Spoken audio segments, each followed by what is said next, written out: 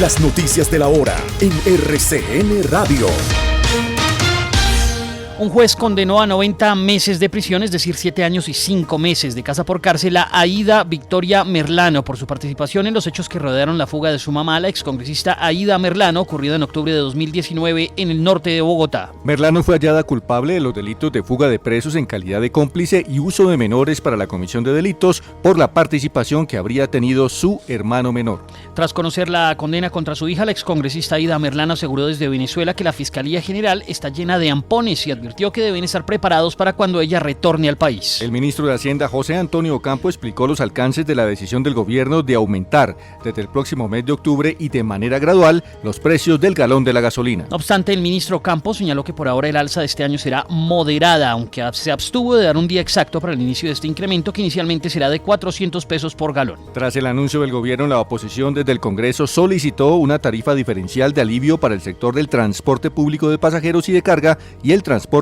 popular en moto. Tras esta solicitud, el presidente Gustavo Petro aseguró que la propuesta de la oposición sobre el precio de la gasolina coincide con la del gobierno. Entre tanto, la ministra de Minas, Irene Vélez, afirmó en el Congreso de la República que no son ciertas las versiones sobre que Colombia podría estar en riesgo de una crisis energética por cuenta del nuevo modelo que quiere implementar el gobierno del presidente Gustavo Petro. La funcionaria del gobierno también negó que se esté pensando en importar gas de otro país porque Colombia es autosuficiente en materia energética. La ministra Vélez también se defendió ante el Congreso y aseguró que los ataques en su contra provienen de sectores que buscan crear una cortina de humo frente a los cambios que desea hacer el gobierno en materia energética y de combustibles. A propósito, sin un acuerdo para levantar el bloqueo a la hidroeléctrica de El Guavio, pero con varias propuestas sobre la mesa, se levantó la tercera reunión que busca superar la contingencia y que pone en riesgo el suministro de energía a unas 2 millones de familias en el país. Los vuelos entre Venezuela y Colombia se reactivarán el 26 de septiembre, según confirmó el embajador Armando Benedetti en Caracas. El ministro del Interior, Alfonso Prada, finalmente radicó ante el Congreso de la República el tan esperado proyecto de la reforma política.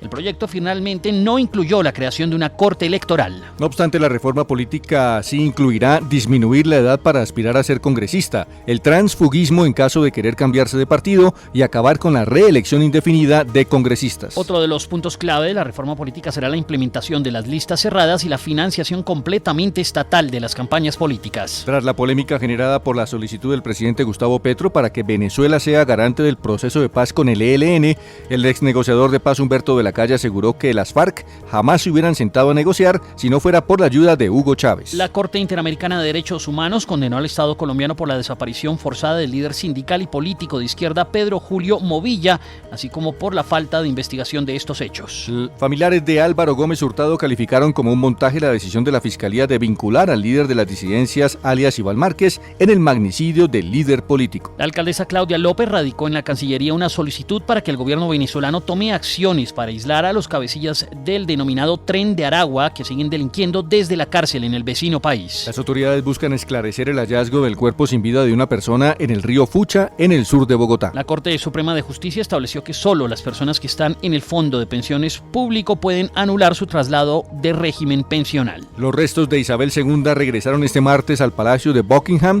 donde reposarán hasta que este miércoles, cuando se oficie un cortejo fúnebre. Su féretro quedará instalado en una capilla ardiente en el Palacio de Westminster.